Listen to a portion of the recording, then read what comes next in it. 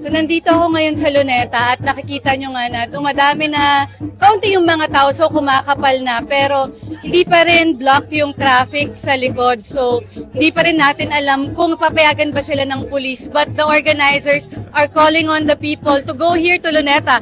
And for that we have David San Juan, convener of the Tama na Network. Sa anong panawagan nyo sa mga tao? Panawagan po natin na ituloy ang mga nakaschedule na marcha papunta dito sa Luneta.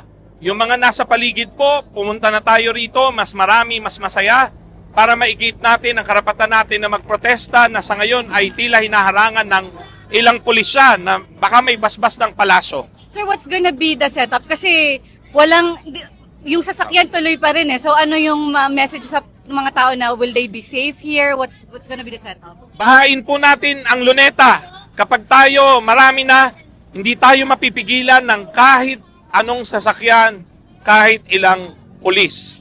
Panawagan natin, panagutin lahat ng korap. Marcos at Duterte panagutin. Wakasan ng mga political dynasties.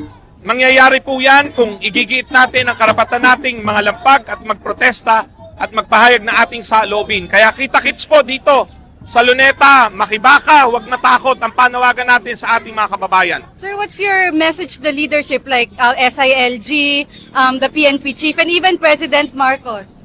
Sa local government unit, sa Manila City Government, hinahamon natin sila na panindigan na napagkasunduan kasi nakipag-coordination meeting tayo sa kanila, ganun din sa MMDA. So, igiit rin nila sana sa pulisya ang karapatang magprotesta ng mga mamamayan, tumupad sa napagkasunduan na maximum tolerance, pagrespeto sa protesta. Sa Malacanang naman, sa palasyo, kay President Bongbong Marcos, hinahamon natin siya. Siya mismo nagsabi dati, di ba? Kung hindi raw siya presidente, kasama natin siyang magrarally.